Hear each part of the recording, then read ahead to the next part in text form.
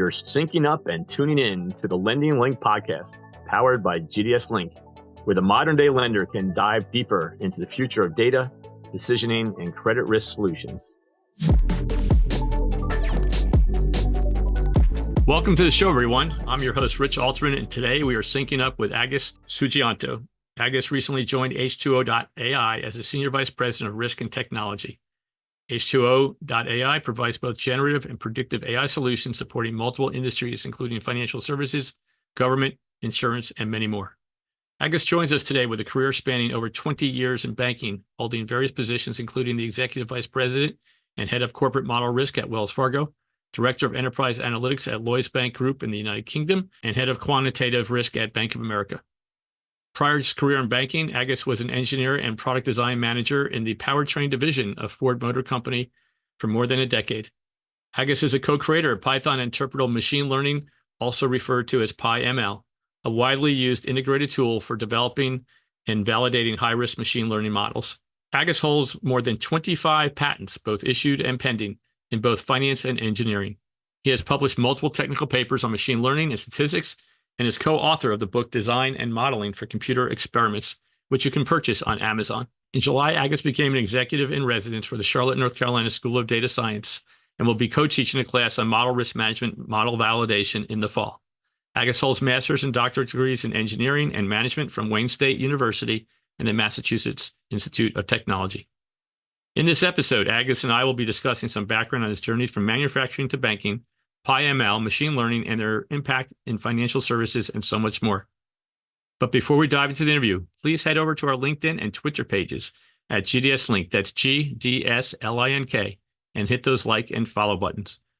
If you've not done so already, please subscribe to our podcast on Apple Podcasts, Spotify, or wherever you prefer to listen to your podcast.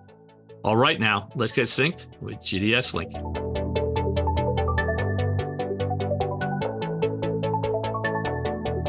Welcome, Agus. I hope you're having a great week. Where are you joining us from today?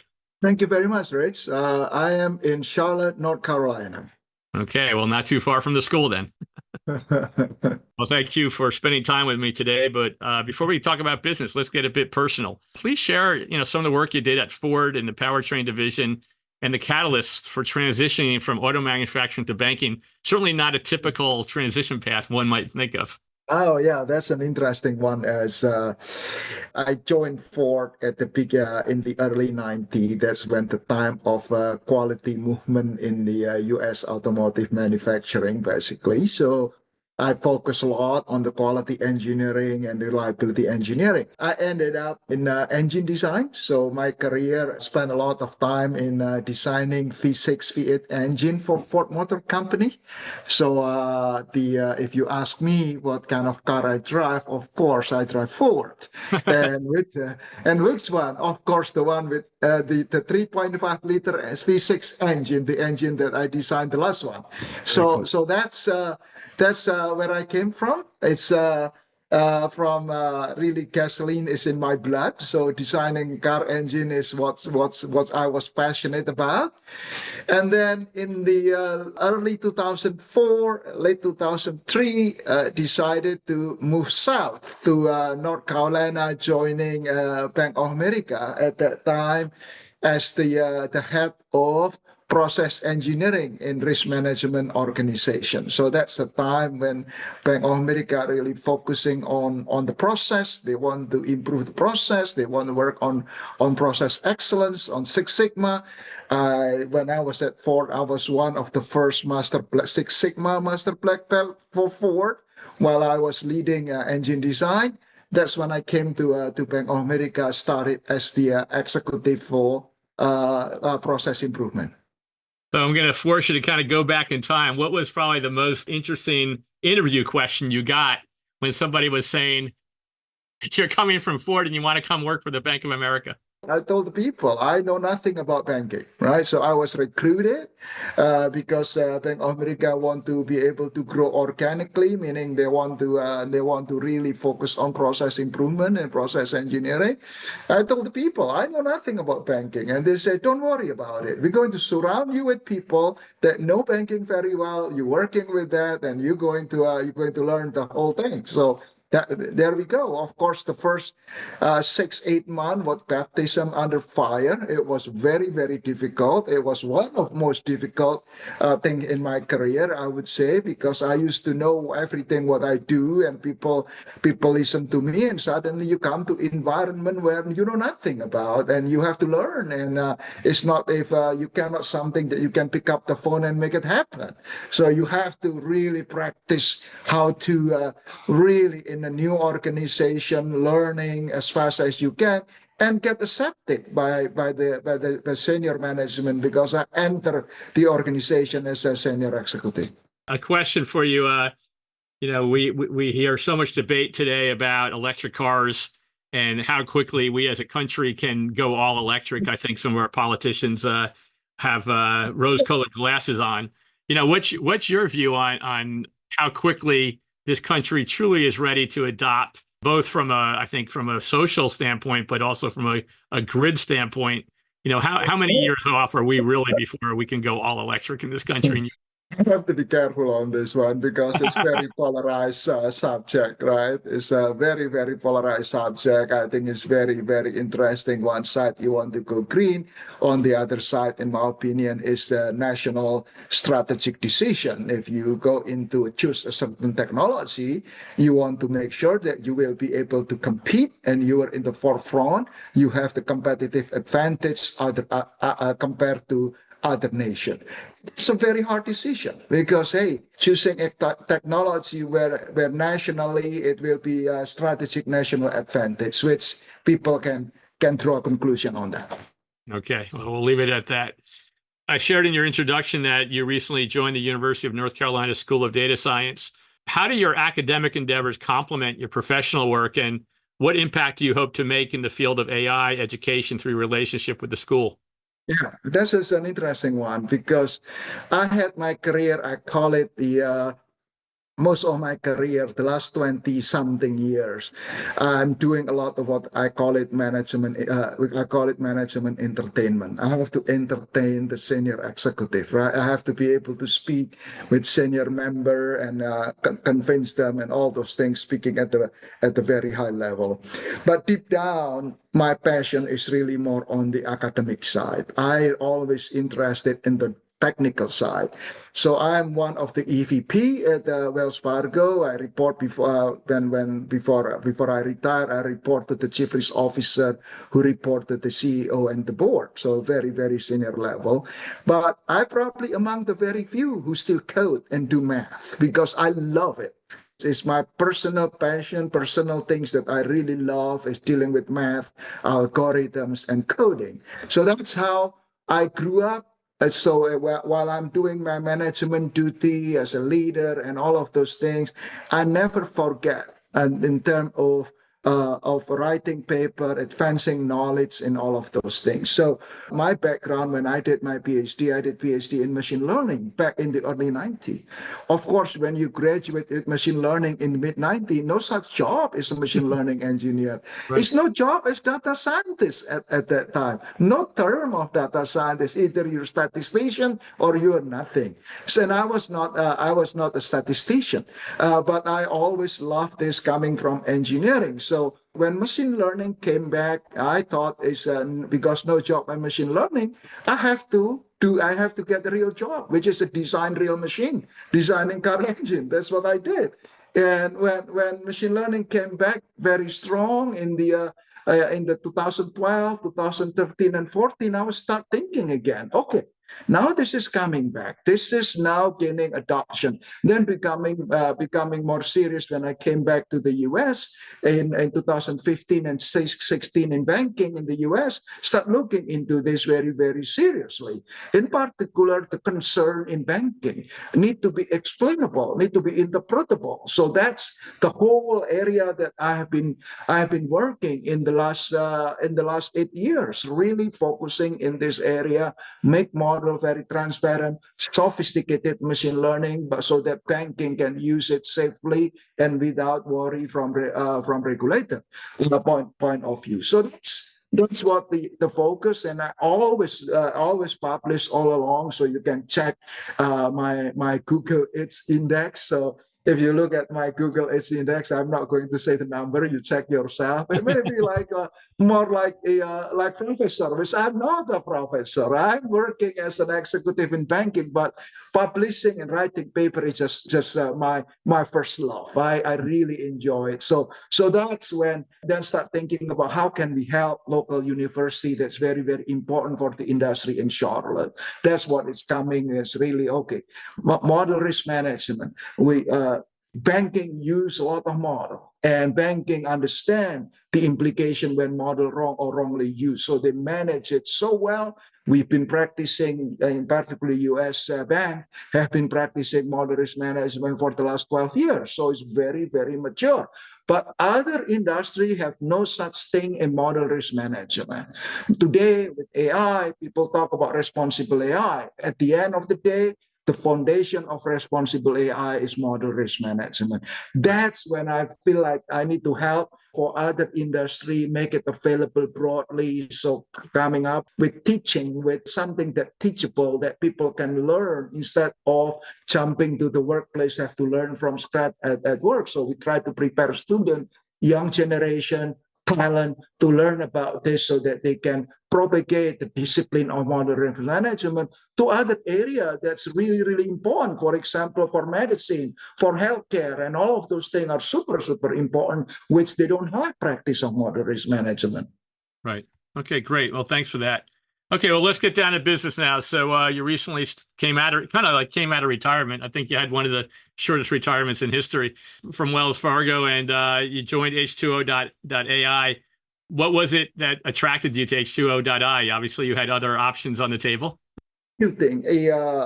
Before the last few years in my career at Wells Fargo, one thing that I'm very proud of is really teaching making tool that's available for the industry. So I made PyML, Python Interpretable Machine Learning. This is tool to design interpretable machine learning, sophisticated neural network, gradient boosting machine that are interpretable, and how to test them appropriately.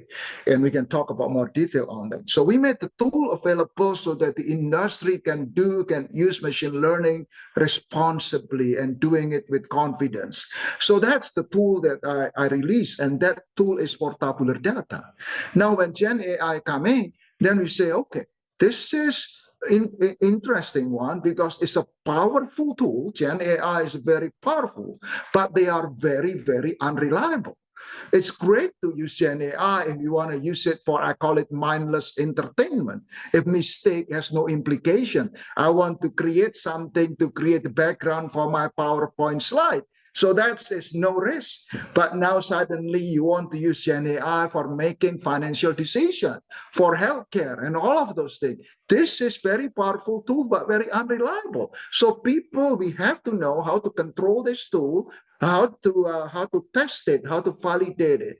So I'm looking for a partner, engineer that can help me to make it into reality and build something quick. And that's when I myself and the team in my organization before we used H2O for quite a long time.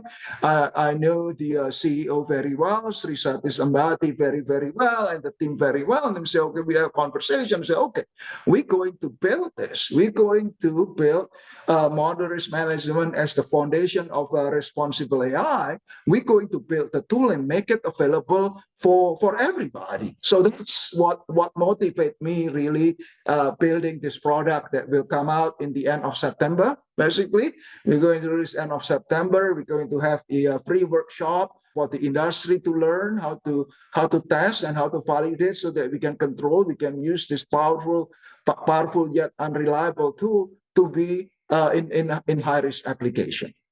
So you kind of answered my next question, but I'll ask it anyway. If you go visit the About Us page on H2O.ai website, it says H2O.ai is the visionary leader in democratizing AI, and that democratization AI isn't just an idea, it's a movement. So maybe just elaborating a little more. A lot of people talk about the democratization of financial investing, So let's talk about the democratization of AI. And what does that Yeah, mean? I put it in a very simple word. A simple word. Democratization is basically to make accessible to broader audience, to a lot of people that otherwise require specialized skill or expensive, becoming exclusive group that can do it. No, no, no. We're going to make it everybody can do it.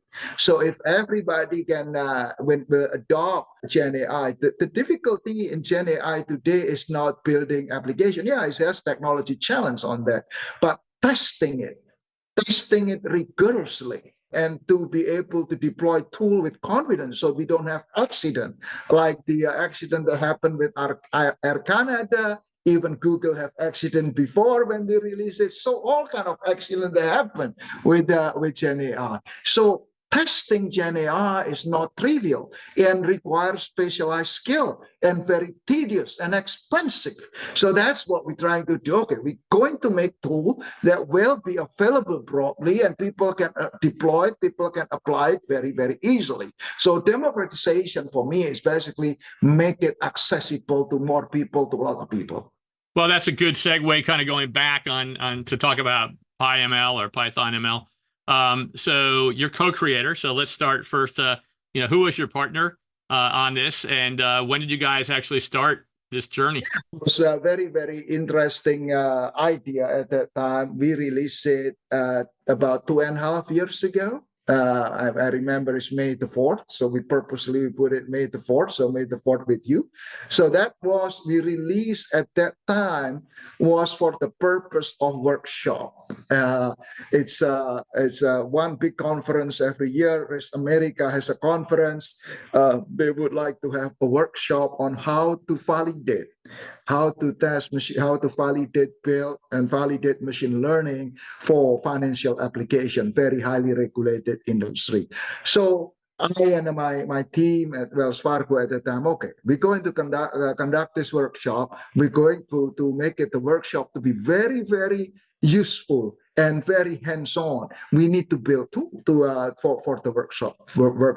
So we built this tool. It was very fast and furious in about 5 months prior to the workshop. So December prior at that time, we start working on it. We sketch out. This is really from the practice that we have. We practice of testing and validating machine learning at Wells Fargo at that time. Let's build this tool. Let's do this one. It's also accumulation of many years of research and publication that I have. So we built this tool, we conducted the workshop, the reaction is, it was very, very positive. We have a lot of requests. Now we kept building the tool and we have a lot of seminar workshop every year, 4 or 5 times a year. We're teaching other banks as well on this. So today, the very, very widely adoption, more than 300,000 download today on this. So a lot of people using it, and it's the only tool that if you want to build interpretable model, this is the place. If you want to also test it, when we thinking about testing,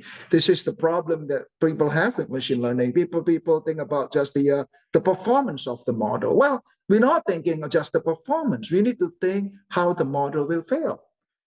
In what situation the model will fail, and how are we going to test it? So this is talking about testing, identifying model weakness, how reliable is the output, how robust is the outputs against noise in the input, how the model will perform, how resilient the model, how the model is going to perform under environment change, under distribution change. So all of this thing, if you look at this, the language that I use is, of course, is inspired by my background in engine design.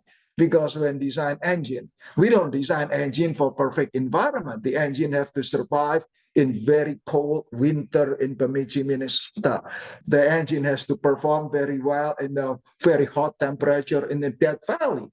The engine has to perform very well in a hot summer day in Miami. So we're thinking about all of this thing, and model is a product.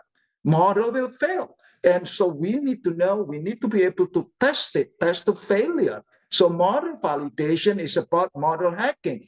Test it to failure, understand how this is going to fail and how bad is it, and what's the root cause so that we can fix it or we can manage the risk. So those kind of principles that we built around PyML, thinking about about model as a product, that we need to really test the function under different environment to identify model weakness and failure so that we can manage it. So that's how it's coming from. It built by very small team. We have three developers and one leader and 5 with me. I was very hands-on, including coding and working together on crafting the methodology. So that's how it is. So now it's been more than 2 years. It's widely used and across the board in the previous company that I was part of. Is widely used by model developer and model validator, and then in widely used in the industry as well. So for our listeners, the PyML toolbox is available at a website. It's arvix.org, and that's arvix.org. If you want to go and pull it down and leverage it from there. Google PyML, it'll bring you to GitHub, and where you can download the code, you can install it.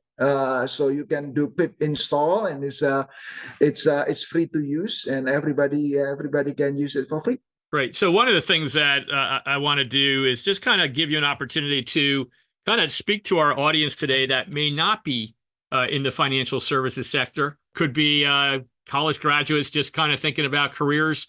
Maybe can you give some real world examples of how PyML is leveraged in financial services? Maybe just pick two examples that would be good to. I pick one simple example. Everybody have credit card. So when you apply credit card, the decision will be done by model.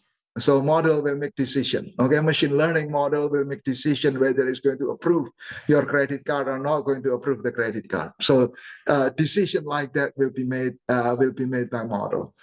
Now, when financial decision made like that, it's a very important, because making decision about giving loan and not giving loan is about determining someone socioeconomic of the future.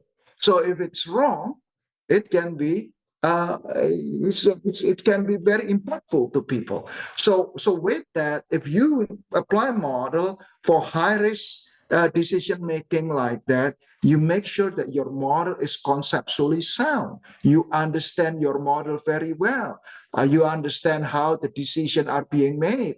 You understand when you decline application, you can explain very clearly why. So the model has to be very explainable. The model has to be conceptually sound and thoroughly tested, including tested for fairness. So make sure that your model is not discriminatory against protected class, is not discriminatory against age, against gender, against ethnics, and all of those things. So those are the tools that we put in PyML.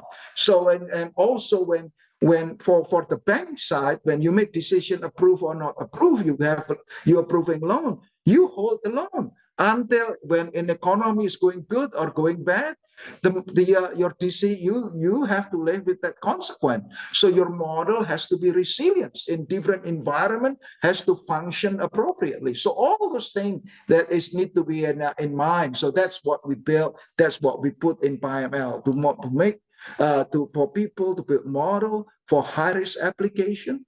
So you have confidence, you test it thoroughly, and the model is completely transparent. And this is a big problem with the regular machine learning, because they are black box. And with black box, people try to explain it. And then all kind of techniques that people call it XAI, explainable AI. They try to explain black box. All those explainer, they are not reliable, because they are approximation, try to explain what PyML is doing. No, we are not going to do that. We are going to build model from the ground up, machine learning, architected in a way that very transparent and interpretable. So that's what I call it, the true XAI, because you build model, you craft model that is inherently interpretable. So we democratize it to do that requires special skill. Now we put PyML, everybody can do it. Talking about explainability, certainly over the years, there's been concerns at certain financial institutions about adopting machine learning for that reason. So where do you feel we are on the path of acceptance are most financial institutions now very comfortable with using machine learning models in originations where you have to have that explainability? Or would you say that, the adoption in the industry is still, there's still a lot more room for growth, if that makes sense? Build machine learning that inherently interpretable, like what we put in PyML. You should have no worry. You should have the very high confidence because it's explainable as traditional statistical model. So you can be very, very confident because it's very, very transparent. It's very explainable, just like traditional statistical model. So it's no reason. So for tabular data, I would call it tabular data is numerical data, tabular data. The issue of interpretability and explainability, in my opinion, is solved. And we look at it, we can do it. Control the architecture of the model to be interpretable. That's what we put in PyML. So I don't think there is any excuse of interpretability anymore for tabular data. Now, language model or vision model is completely different. That is still a challenge, how to make it really interpretable. One of the misconceptions I've seen in the market is when people talk about AI and machine learning models, and especially around originations, some people, the way they project it is that these models are continuously learning, right? And almost to the point where if Richie applied for a loan at 2:00 versus applying again at 4:00, that the model may actually be different 2 hours later. So can you kind of talk about the whole concept around continuous learning? And why, once again, where you have to do that explainability, it's not realistic to think this model is going to change all the time, as it may in like authorizations, where that is a little easier to deal with. But maybe touch on that, be great. Yeah, if you do machine learning for origination and continuous learning, it's a completely the wrong thing. Because if you originate, you approve loan, you stuck with it. Until the next recession, you're still holding the loan. Your model cannot change. If you have to change your model, you have very, very bad model. You have to build model that is resilient, that your model will work any different environment. Because once you originate it, you stuck with it. So it's a completely bonkers if people think about, I am going to build origination model that continuous learning. That's a complete BS. It's completely wrong thing. Now, if I build recommender system, what video to watch? If I'm TikTok, what recommender things I'm going to change? Well, the data change all the time. The trend, the interest of people change all the time. So I need to adapt it because the selection people click different video and all those things. Yes, if you build something for recommender system like what video to watch, what things to purchase. Yeah, you build model that you're probably going to retrain it every 15 minutes, but still not continuous. So you're going to build it probably for every 15 minutes, you retrain it to give a better recommendation, or every 5 minutes, depend on computation cost, because this retraining model is computationally expensive. Of course, people can do something that incrementally using techniques like reinforcement learning and all of those things. But no, the conception of people that machine learning, continuously learning, it's a completely wrong misconception, in my opinion. It really depends on what application. Is for lending. No. You don't want to change your model too frequently, because once you originate, you better off make the right decision.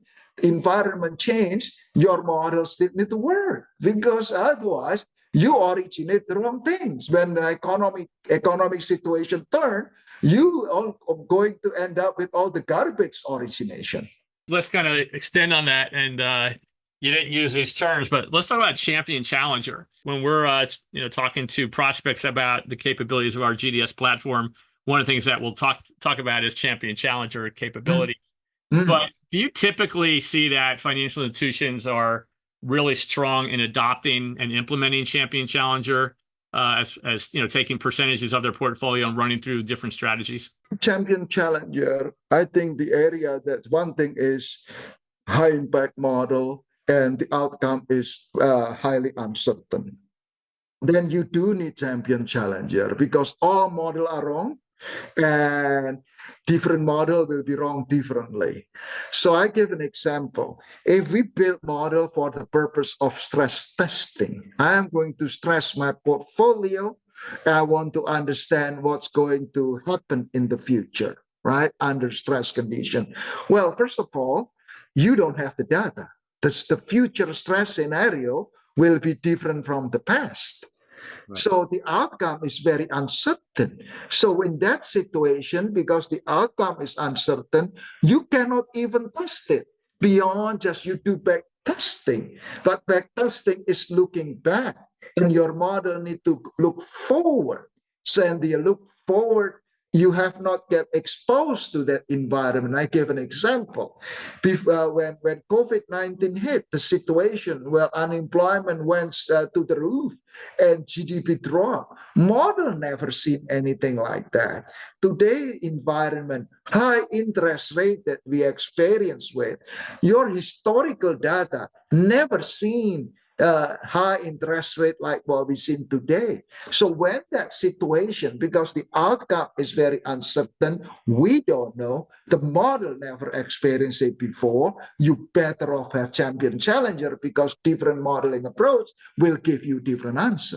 You touched on fairness and disparate impact. In your opinion, has the market adopted fairness testing capabilities as strongly as they need to, or is there more work to be done? As you're aware, I did a podcast with Kareem Saleh. They have fairness as a service as one of their platforms, and they're certainly getting a lot of good traction, which tells me that there's more and more adoptability to that need to test for fairness. Where do you feel we are on that fairness testing paradigm?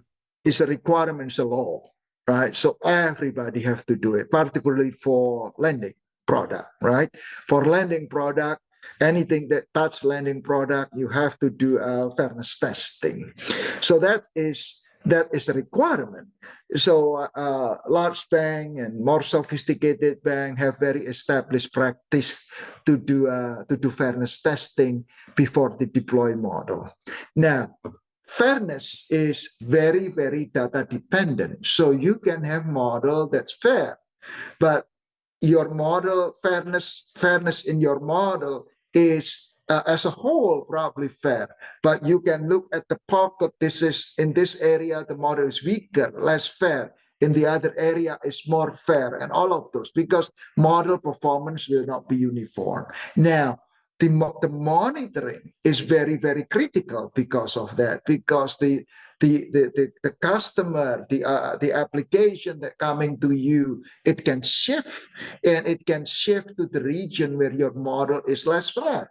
Then you got the problem get accumulated on that. So the scale that need to be done, not only before you deploy model, but also during monitoring when model are being used, you need to monitor the fairness of your model, because distribution shift all the time. So that's really what need to be done, and that can be quite challenging from technology point of view, because you have to deal with data, large data, a lot of portfolio, and you have to monitor all aspects, right? Not only origination, but also your collection, also your marketing or your offer. So it's very, very, very broad fairness testing that you need to be done. That's only talking about lending product. Now about is a non-lending product now, because we're talking about fair banking. How about deposit? If you, even for fraud detection, if you say, I'm going to block this transaction, you make sure that you test for fairness too, so that when you block, it's fair. So those kind of things that becoming the skill is so big, what need to be done in the fairness. And with that, some company, depending on their technology infrastructure, can be better than the other. Well, that's a nice segue into my next question. We were talking about the adoption of machine learning in originations. Where do you feel that the industry has gone in using machine learning techniques in the full life cycle of a customer? So behavioral models, account management, line management, collections, is that still in your opinion, from a machine learning perspective, is that kind of an untapped opportunity at this point? The progression that people do machine learning more on the before the credit decision is the last one, if you think about it. Yeah. In the value chains of the process, they apply machine learning everywhere, right? Fraud, they do it all day long. On the account management, they do it. But when it comes to credit decision, that was the last one that company adopted. It's that. But now today, people adopt it. People become comfortable with it because we can build really interpretable machine learning, and that's I'm very pleased to see that, because that's the area that I've been working. If you haven't, for a company that haven't, I would suggest look at interpretable machine learning like the one in PyML, so that you have high confidence that this model is as explainable, as interpretable as your logistic regression model. And it gives you a lot more capability that you can do, because now you can have what we call it in the statistical lingo, interaction. You can have interacting variable that have you can get benefit from that, where the traditional model, it really typically don't use any interaction. So I think that's what will be useful, and I don't think it's any excuse anymore today. Like I said, this model is opaque and not transparent. That's gone. Couple more questions, keeping an eye on the time here. In my prior podcast, which was actually just last week, I think, my guest was Jason Appel, EVP and Chief Risk Officer of GoEasy Limited, a Canadian-based financial services company. Like you, Jason held key roles in credit risk management for multiple decades.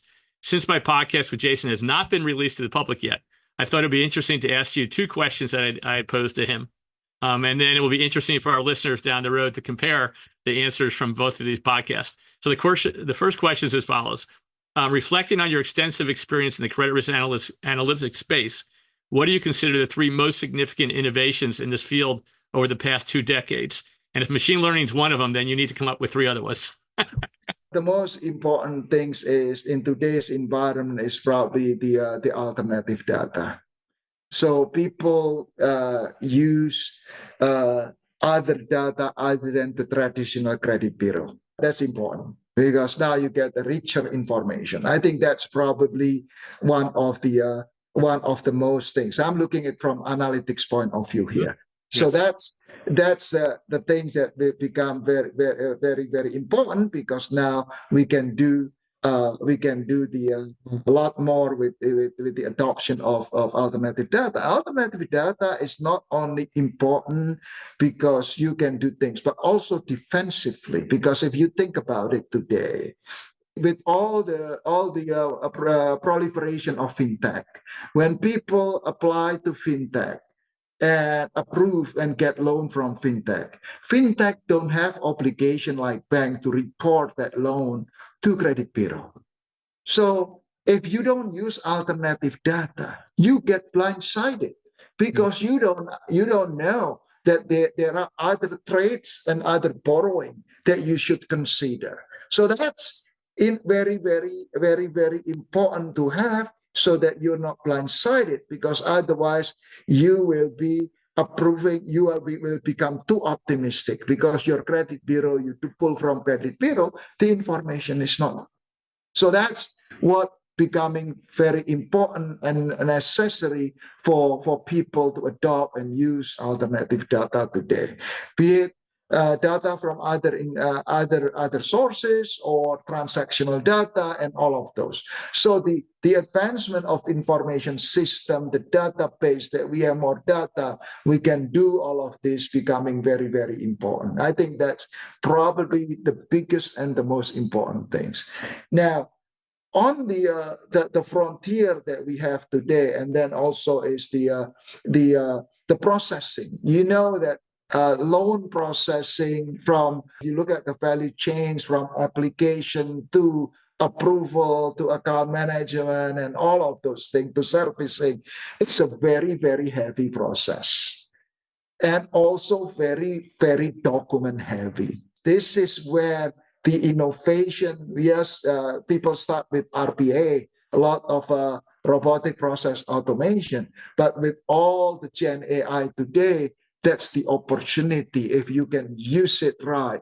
The language model that can help you on this document processing, automating some of the process. I think that is just started today to not only looking at the decision, which is the domain of predictive AI, but the Gen AI really helping on the process, make the process more efficient, make the process less prone to error. So systematically reviewing documents that a person may upload, like a mortgage document, an application. So using more generative AI to take that, interpret that type of information. So the second question I asked Jason was the following. During your career in risk, and you touched on this, during your career in risk management, you've operated through the financial crisis of 2008 and, of course, the COVID-19 pandemic, which you mentioned.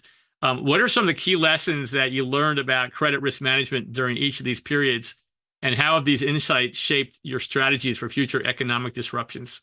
To look at it from a little bit narrowly, on the analytical side. And it's interesting. I think the first every experience is always humbling. Very, very humbling experience every time. I've been through the 2008, and I went to Europe. You have Euro crisis, you have COVID, and now at the time, the last few period is also very interesting when you start seeing as well. So every time is always very, very humbling experience. And I work in modeling a lot. Okay, so and this is the problem in modeling. Your model work when you don't need model. In good time, your model work. In a bad time, when you really need your model to predict your loss and all of those things, your model doesn't work. Okay, so that's always a very, very humbling experience. This is what really shaped my thinking in terms of model risk management. You have to anticipate, you have to understand in what situation model will be wrong. So when the situation, you know exactly the playbook. So prepare for the worst, understand what can go wrong, and hope for the best, but prepare for the worst. You have playbook, you know right away what to do, instead of being reactive. And that's the value of risk management, to be able thinking about what can go wrong, how this thing can go wrong, and develop playbook so that you can adapt very, very quickly and adjust very quickly instead of being very, very reactive. And so that's probably the most lesson learned that with the 20 years in risk management is like that. Right. So a selfish plug is, certainly software like GDS is required, right, to be able to more easily react and implement those changes, right? If you're dealing with legacy applications with hard coding and you have to get in the queue and, it's going to be done 6 months from now, that may be too late. So you need that type of technology that can allow you to very rapidly make those changes. So last question as we come up towards the top of the hour, whenever I am talking to friends that have younger children and I ask them what are their favorite subjects, and they mention math, and I'll say to them, well, I got to tell you, you need to really emphasize and push their hunger for math, because in my opinion, when we talk about analytics, there's probably no other profession, although some people may say marketing, but no other profession that has applicability in pretty much every single industry, right? Analytics is used in every single industry. If you are, talking to some, kids that are about to enter into college and they're trying to figure out, what might be a good career path for the future, what would be some of your recommendations and wisdom that you'd like to partake or share with the group today? Interesting subject and very, very personal, because I experienced it 5 years ago with my younger daughter, right? So she want to decide, okay, what do I do? You say, okay, you don't know what 5 years from now, you don't know what 10 years from now, what the world looks like, what kind of skill that's needed, what kind of things, what you do. And my generation, we came from completely changed. I remember, when you grew up, and things to today are so totally different. I talk about when I study machine learning, it's no job on machine learning. Who would have known 25 years later is the hottest job in the market? So that is a crazy, crazy thing. So you don't know what's in the future. So when you study prepare yourself that you will be able to do lifelong learning. You can adjust. And that is where STEM study, right? The science, the technology, the engineering is preparing you to do that. So if things change, that you can adapt, you can learn, and you can learn very, very quickly. And for that, the basic science and math is a requirement. So this is talking about from the personal thing. When I did my undergraduate, but I never regret. I did it in physics, because physics is basically science and math. And then from that, I become my graduate school in engineering, and all those things I adopted. So I adapt along the way. My younger daughter at that time said, okay, well, what study? Study something that very broad, all kind of things that you're going to study. Then you pick in your graduate school, you pick something that you want to specialize, or in the future you can learn. So she ended up studying mechanical engineering, because it's basically applied physics and applied math. Right. So, and then now she's in graduate school studying artificial intelligence in graduate school in Carnegie Mellon. So you can adapt, you can adjust. That's just the thing that you like. Finally, you go to that. So I think preparing something that early, it will not shut you off for opportunity in the future. Study something that build a very, very good foundation that you can adapt and you can change, you can follow if you want to. So I think that's very, very important for young people that going to college. Pick an area that will prepare you, that will allow you, that will enable you to change to different area, to study different area. Because when you just graduate from high school, you will not know what you want to do. You don't know what the world looks like. So study something, and math and science is that. Of course, along you study some liberal art too as a balance. But it's really all of this thing, the foundation that you can build in the for the future. Another point is, when we talked earlier about continuous learning of machine learning, one of the things that I tell younger kids is that you have to be constantly learning, right? You have to be taking it upon yourself. And now I was talking to a 20-year-old the other day, and I said, so how far along have you been teaching yourself how to use ChatGPT? And he said, not at all. I said, that's a mistake. You need to start learning it pretty quick, because it's not going anywhere. And, if you know how to use it, you're going to become more useful to other people.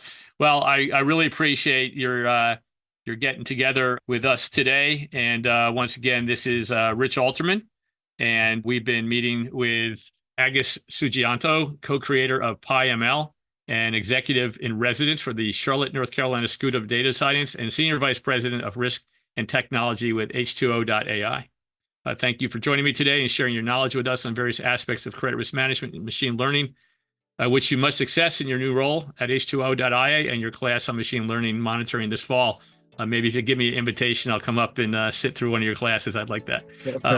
We hope you've all enjoyed the podcast, and please stay connected with GDS Link and the lending link to listen to future podcasts and catch up on ones you've missed. Thank you, and make it a great day.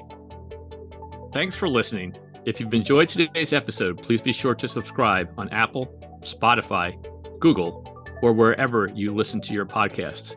And be sure to leave us a review. Follow us on LinkedIn and connect with us on Twitter at GDS Link. That's at GDSLINK. Have a question for the show or have a specific topic you want us to cover? Hit the link in the description to drop us a note. Thank you for lending us part of your day. Make it a great one.